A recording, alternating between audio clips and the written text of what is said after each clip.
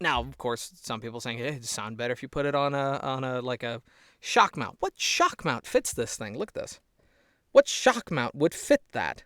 Name it. Name one shock mount. The shock mount is called the SMM5 from Movo. That's the one. Idiot.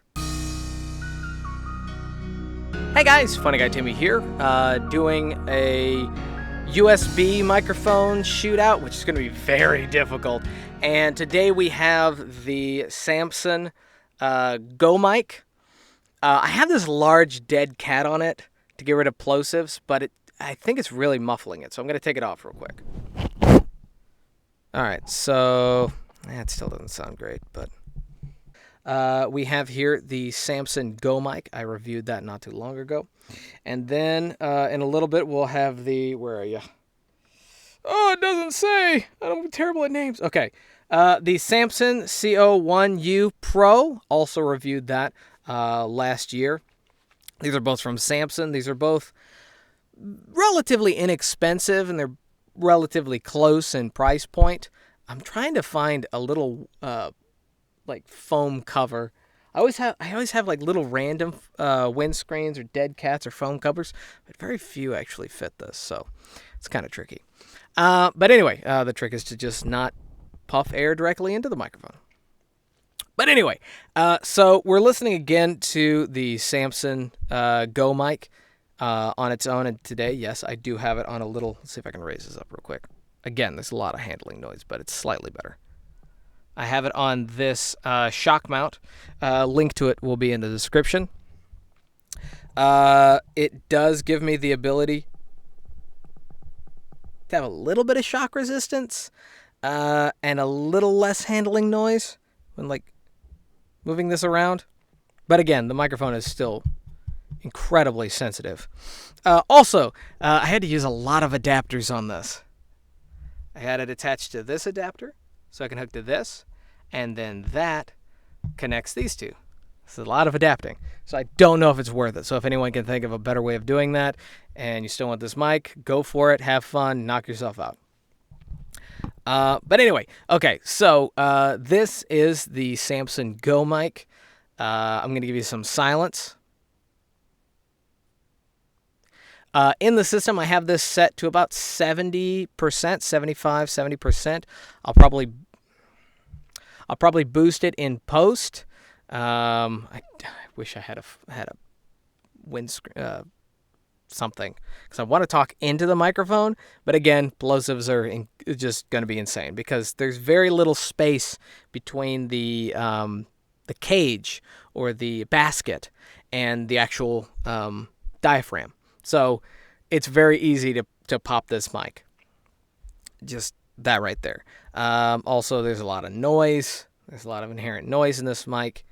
And again, just terrible handling noise. But it is portable if you're needing something for doing, you're going on the road and you're needing to do a podcast, or you're needing to do any kind of like interviews, or or just Skype calling, and you want something that's a little bit better than a headset or your phone or a lav. This is probably better than those, but as far as inside this kind of area, an actual treated space, it's not worth it. So, again, this is the Samson Go Mic. Now, I'm going to be switching over to this microphone, which means that I have to shut all this off, stop recording, turn it all off, and then plug this in, change my settings, turn it back on. It's a lot of fun. So I'll be right back.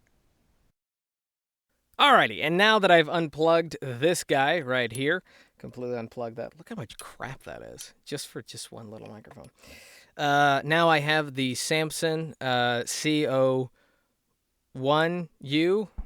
Such a weird name. C01U PRO. The Samson C01U PRO. Again, links to both of these microphones and anything that I use and talk about will be in the description. And again, I have this one's levels on the computer set to 70, 75. Both these microphones, I think the Go Mic is, about $40, $50. And this one is $60 to $70, if I remember correctly. So they're both relatively within the same price. They both have headphone jacks. This one is a lot more portable than this one. They both connect USB. This one actually has settings, which I do not recommend using, for changing it to omnidirectional, stereo and stuff like that. And this one just has this one setting. They both have a lot of noise, which isn't that bad. It's actually, tolerable. I mean, especially if you were doing gaming, or you were doing singing. Let's say you're just doing singing. Even if you don't clean up this audio, that hiss, that kind of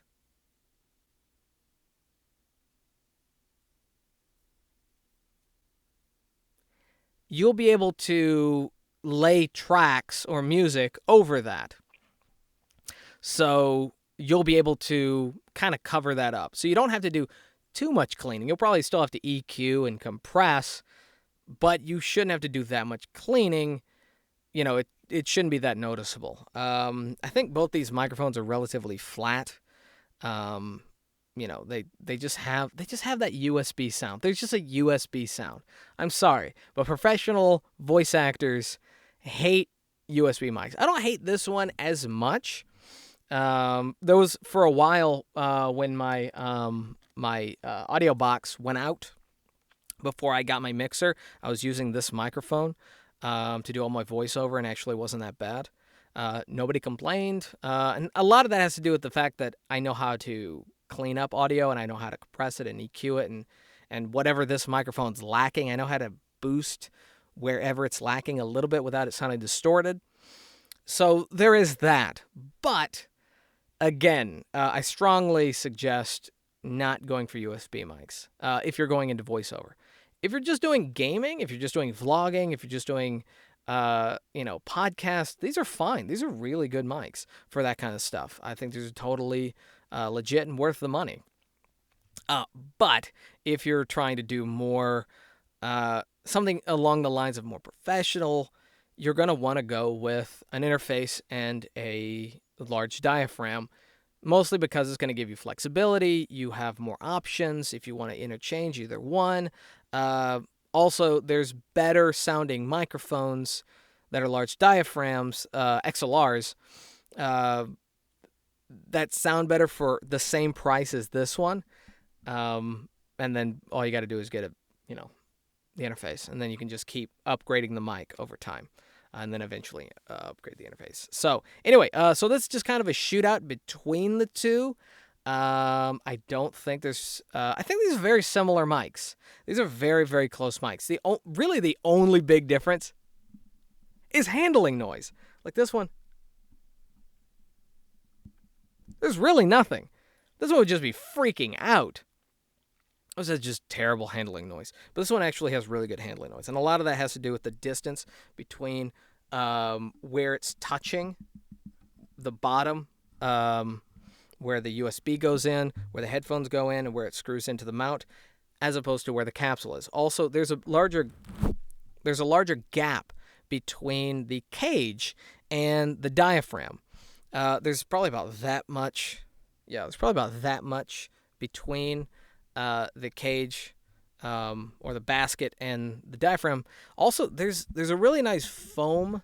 It's kind of like this kind of foam in between the grill and the capsule. So they're trying really hard to make this where it's good out of the box. You don't even need one of these. I don't even think it comes with one of these. I still say use one of these little foam covers. Just because, plosives happen. That's inevitable. So anyway, thank you guys for watching. Don't forget to rate, comment, and subscribe. If you'd like to see any other videos, leave them down in the comment section below. If you'd like to see me test any other microphones, leave those down in the comment section below. And until next time, peace.